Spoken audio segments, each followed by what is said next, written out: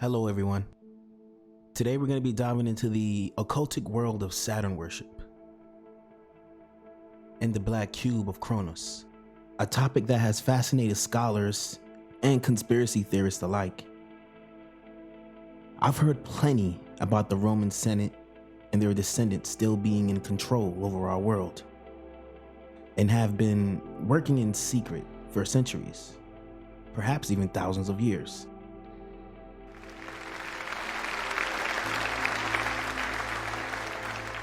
What an auspicious day. Many gave their lives that we might stand here once again, united in the government of a lawful republic.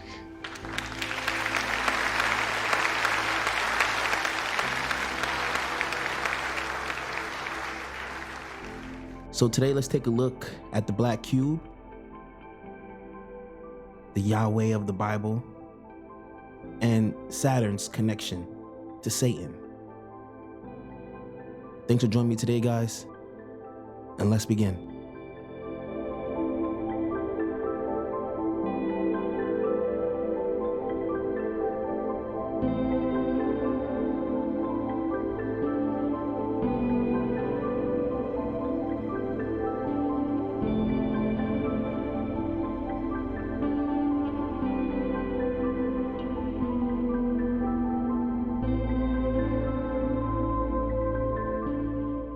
In ancient times, Saturn was revered as a supreme deity. It apparently ruled the kingdom of Atlantis and was worshipped by various civilizations. This worship often symbolized authority and time, playing a crucial role in shaping early religious and cultural practices. In mythology, Saturn is often synonymous with Cronus, the Greek titan who feared being overthrown by his offspring. This led him to consume each child at birth.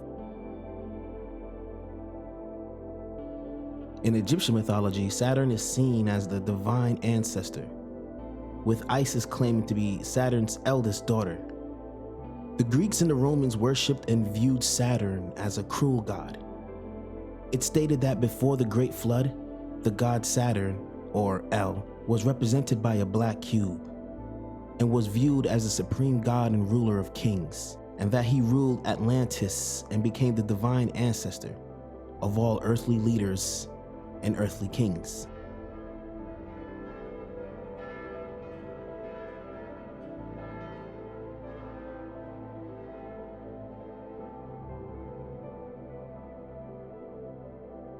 Which makes perfect sense since we now know that all of the presidents, aside from a handful, are directly related and are descendants of King John of England.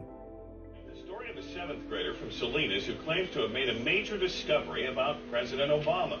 She and her grandfather say that President Obama is related to all but one U.S. president. And that 42 out of 43 U.S. presidents all had a common ancestor in King John I from England. And this is not just any old king. This is the guy who actually chartered the Magna Carta, which became the defining element that turned into the British Constitution. Davigno says she spent countless hours on the internet over the summer researching the lineage of our presidents, a project that started with her trying to trace her own family tree. But I'm the first historian to do all the presidents. So that's almost all of the U.S. presidents that we've ever had. The bottom line is these people are tracking their lineage, they're tracking their bloodline, and they're making sure that their own people get steered into the positions of the highest power and influence worldwide, including the United States of America. And other similar news reports like Prince, now King Charles, being related to the ruler Vlad the Impaler, or how the late Queen Elizabeth II was a direct descendant of the Prophet Muhammad. All of our leaders are related, and they just force us to fight wars and die for them. Wars that are literally because of disagreements between family members, and yet they send us to die for them. It's honestly insane, and This shit needs to stop. It's Prince Charles, who can trace his ancestry back to Romania's dark and distant past. The genealogy shows that I'm descended from Vlad the Impaler, you see. So I do have a bit of a stake in the country. As it were. It's stated that Saturn always had a negative, if not evil, significance and prominence. In ancient times, it has been called the Greater Malefic, which was opposed to Jupiter, the Greater Benefic. Saturn is esoterically associated with man's limitations, restrictions, death and decay, hence the relation to Kronos, a representation of the god Saturn, evolving into the Grim Reaper with the scythe, an image that we are all familiar with today. Now, according to Manly P. Hall, this relation to death had naturally transferred over, and Saturn ended up being associated with Satan for this and for other numerous reasons. First, many authors argue that the word Satan is derived from the word Saturn. Second, Saturn is associated with the color black as well as Satan. And third, ancients consider Saturn to be the farthest planet from the sun. Saturn is consequently the celestial body that is the least exposed to the sun's divine light, is associated with the coldness of the principle of evil. And finally, the great god Pan, the horned deity, represented Saturn in ancient paganism. This half-man, half-goat creature is considered the ancestor of our modern depictions of Satan.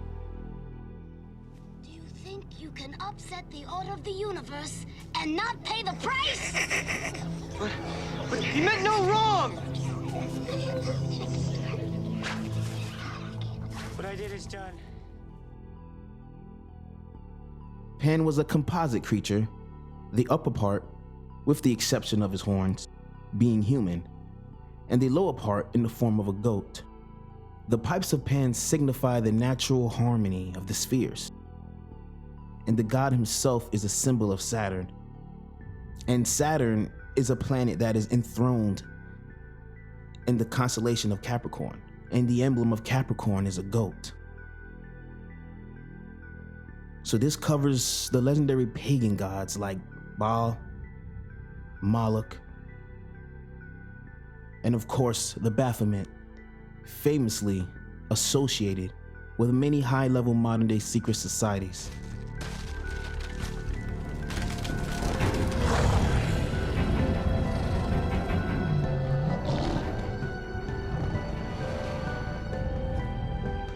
This, and the connection of the one all-seeing eye, has persisted throughout the ages and even into today as a form of worship to Saturn. Now, what does the worship of the planet or the god Saturn have to do with modern-day religions? Well, this belief had apparently originated back thousands of years ago, apparently from a group called the Cult of El. El was described as the titular head of the Canaanite pantheon, and his most common epithet was the bull, and he was also often portrayed as an old man with a long beard. And in the Old Testament, El is sometimes used as a synonym for Yahweh, and less commonly as the general term for deity. And it's theorized that this cult of El later on became involved and took roles as the leaders of ancient Egypt, then ancient Rome, and even continued up until this day.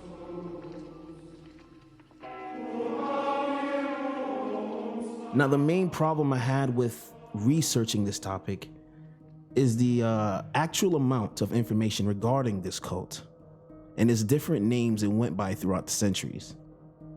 Same with the Canaanite god El, he apparently goes by many names: Yahweh, Adonai, Shaddai, Shabbat, and Sabbath. And it's possible that most of the world's religions, but mainly the Abrahamic religions, are still worshiping this god of ancient Mesopotamia, which would kind of make sense if you look into the theory of the Anunnaki and the father of the two main gods, Enki and Enlil. you'd see that Anu was the supreme god, and most of the Anunnaki gods on Earth have their own cities with their own priests and temples and peoples who worship them. The only way to make sense of these claims that most religions across the earth are secretly worshiping El would be if these religions all came from a common point. And I'm already a firm believer on ancient Sumer and its stories being the inspiration for many of the world's major religions, like Hinduism, the Greek gods, Roman gods too, of course, and most definitely the three major Abrahamic religions of the world. I was always told as a child that the Canaanites were the ancient enemies of the Israelites, which I'm sure many of you guys were aware of as well. But I remember when I first found out that the ancient land of Canaan is where Israel is now, I became kind of confused on the origins of the Israelites. So I'm assuming Israel conquered the Canaanites and acquired the land. But before that, the father of the religion, Abraham, who was a descendant of Noah, was apparently a temple priest in Mesopotamia, which at the time was completely steeped in Babylonian worship. And then after that, he decides to leave and heads to Canaan due to not wanting to worship false gods anymore. And long story short, he pretty much starts his faith. Now, you guys see the connection, right? I don't think it's a coincidence that so many of the Torah can be found in ancient Sumerian stories and tablets. The story of a man surviving a flood with a giant boat.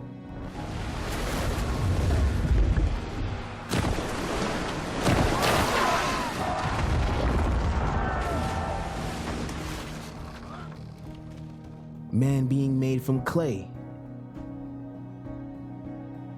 And even the same names being used in both cultures, such as El, Elohim, and even the use of the name Marduk, which is definitely a god from Mesopotamia in ancient Babylon. I can do a whole video on the similarities that many scholars have found between these religions and ancient Sumer. It really does prove, at least to me, that Sumer is a cradle of our current civilization as well as the cradle of all of our religions. So, what is the goal of the people in control keeping us worshiping the god El, or more commonly known as Saturn/Satan? It's apparently to keep our realities under control and to keep us praying and giving our energy to this deity. And the way they've apparently done this is with specific groups of people in their respective areas, incorporating their Babylonian beliefs into the current population's belief systems of the areas they inhabit. Therefore, keeping everyone at war with each other, and our energies keep going to them instead of us using our energies right to promote peace and prosperous lives. This is apparently supposed to be a way to keep us, humanity, enslaved on Earth and in this realm. Now, according to many beliefs, when we die, our souls are supposed to be returned to the universe to allow us to go to the next stage. But apparently, this group, commonly recognized today as the Cult of Saturn, have set these belief systems up, laws, banking, our entire society, all for the purpose to give our energy to Saturn, with it often being related to a symbol or symbols that we adhere to all the time and throughout our history. Here's how. The Black Cube is a mysterious symbol associated with Saturn. Found in different cultures, it represents Saturn's influence over time and mortality. This symbol is deeply rooted in religious and esoteric traditions, and it's often linked to the idea of hidden knowledge. So, this cube is the link to the Saturn worship that's hidden within the Abrahamic religions. And as I previously stated, it's theorized that the Saturn occult has been behind every great empire throughout history. And this black cube was one of the representations of Saturn and its worship throughout history. And there are apparently cubes like this or similar in relation to Saturn scattered throughout the planet. But what about the solar system? There have definitely been photos of Saturn from NASA that shows a cube on the north pole of Saturn, known as the hexagon storm. Right in the eye of this massive storm. Now, that cannot be a coincidence. How could ancient civilizations have known of the Black Cube of Saturn? Maybe if the cube was on another planet, or hell, even if the cube or hexagonal shaped object didn't exist at all on Saturn. Maybe if this were the case, I wouldn't be looking so deeply into the conspiracy of Saturn worship. But once again, I have to ask, how would ancient civilizations have known to associate this shape, the cube or the hexagon, with Saturn? This symbol is everywhere. Muslims take a pilgrimage to the Kaaba in Mecca, a building shaped like a black cube, which they run around the outside of it in concentric circles. Strangely enough, representing the rings of Saturn, and could even be seen as representing the hexagon storm on Saturn. But the Kaaba, a black cube that housed many deity altars, but belonged to the chief god Habu, or otherwise known as Baal or Baal. It's another connection to the worship of Saturn.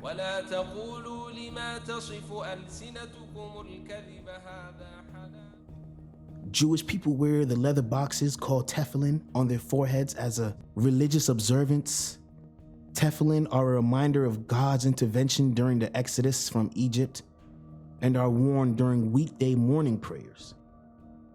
They consist of small black leather boxes with straps containing parchment scrolls inscribed with verses from the Torah. The cube also fits inside the center of the Star of David, which is another symbol for Saturn. This practice is based on the biblical commandment to bind God's word as a sign on your hand, and then let them serve as a frontlet between your eyes, found in Deuteronomy 6, verse 5 through 8.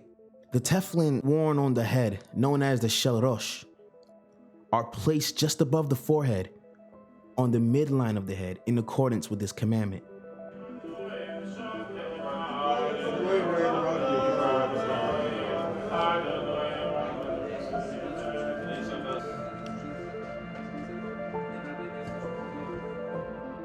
So, it seems like both the Muslim and Jewish faith are partaking in Saturn worship?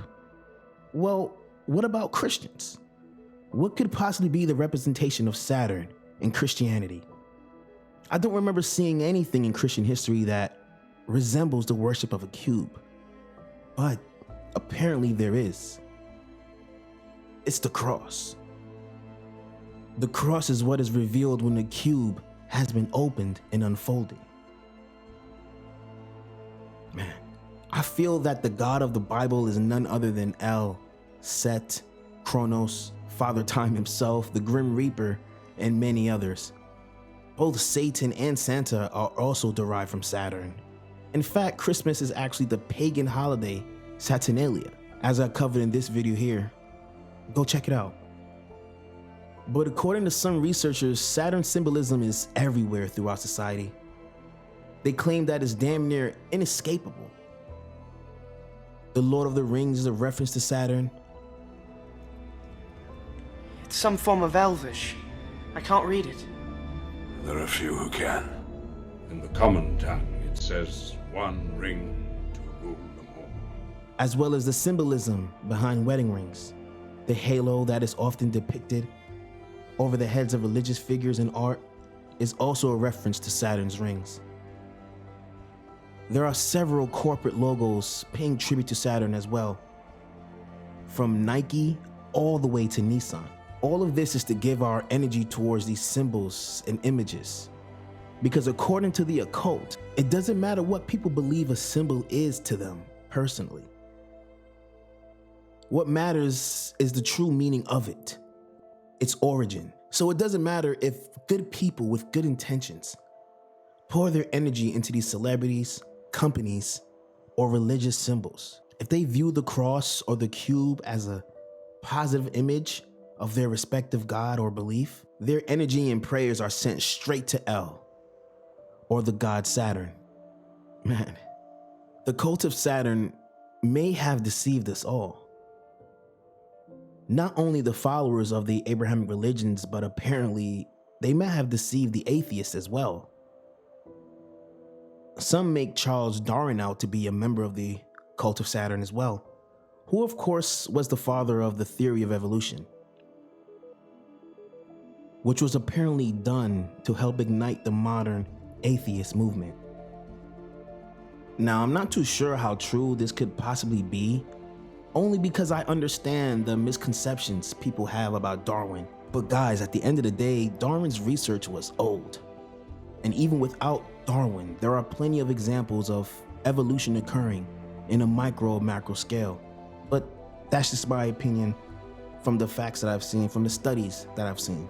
Darwin is only one man, and there have been thousands of empirical studies on evolution that supports it, and studies that was done with better and more modern technology, especially with the development of the studies of anatomy, molecular biology. There have been literal medicines made off of our knowledge of evolution. But nonetheless, it doesn't really matter at this point, because the whole goal was to create a separation, a rift.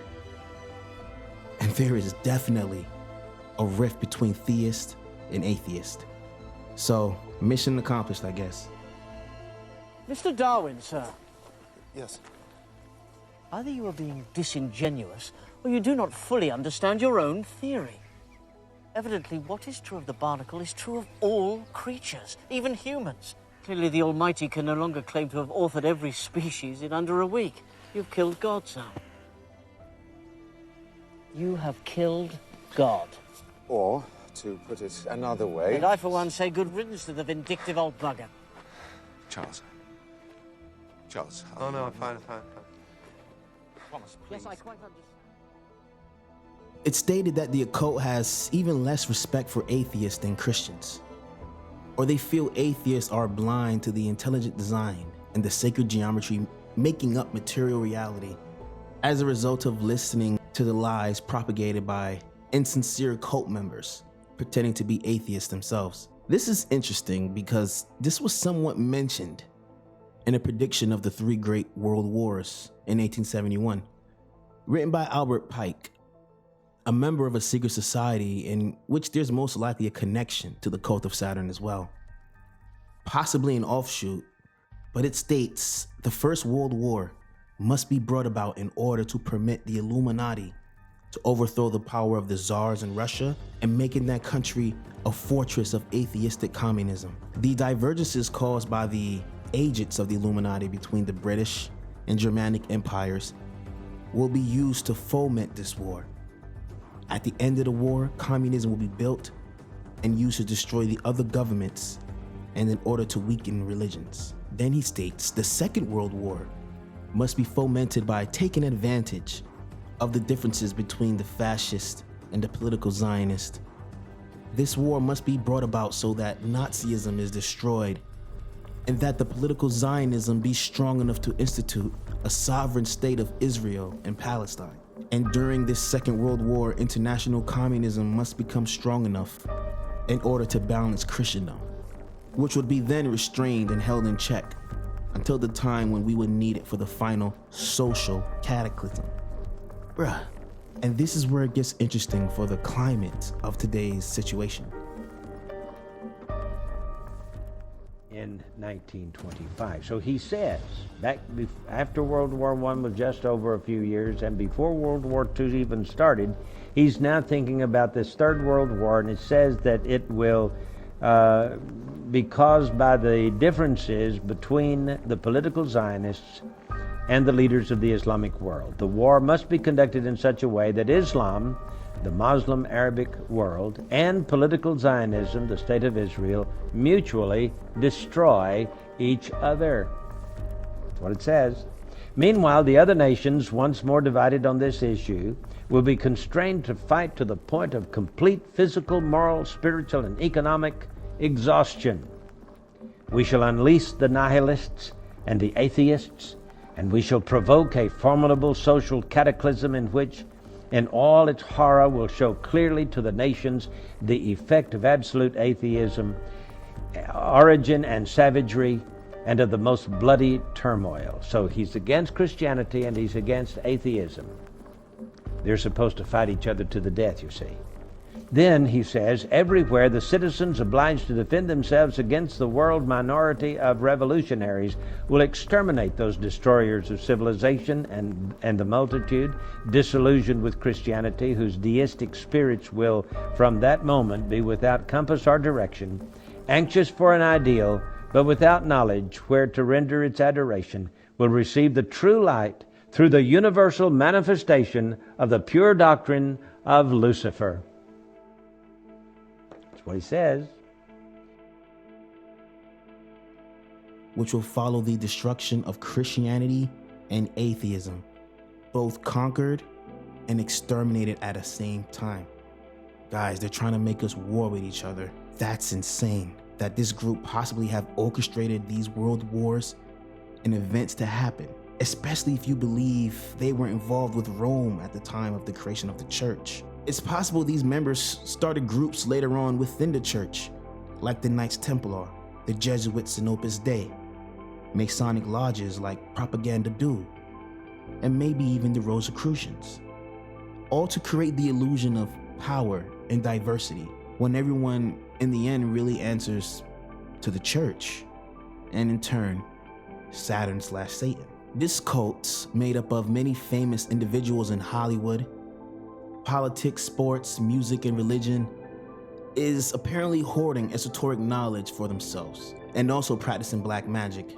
So, what I've gotten from this belief in Saturn, from these occults, is that a group of people that worship the god El, who was the god of Saturn, these members of this society held the keys to power within each of their areas. Some spread to Egypt, Rome, and then the Vatican Church, and possibly to the Middle East as well. It's stated that they're here to keep our energies and souls trapped here. Our negative energies from stress, pandemics, wars, famine. It's all food or source of energy for these beings or deities that feed off of us. And that includes El. And that every major religion on earth, every major corporation logo, and even members of Hollywood uses symbolism in everything. Every major war, the forced poverty, famine, the suppression of technology even. These are all things done or planned by these elite members of the Cult of Saturn, or the many secret societies that has taken its roots in this occult belief of Saturn/Satan. And the only way to not be recycled, according to the research, is to reach a personal ascension, similar to the ancient teachings of the mystery schools or the Kundalini with all of its chakra points. So let me know if you guys believe in all of this. This is really interesting to think about. Thank you for watching today, guys. Next time I plan on covering the amazing experiments done with water that may prove water has consciousness. Yo, don't forget to like, share, and subscribe, and be safe, everyone.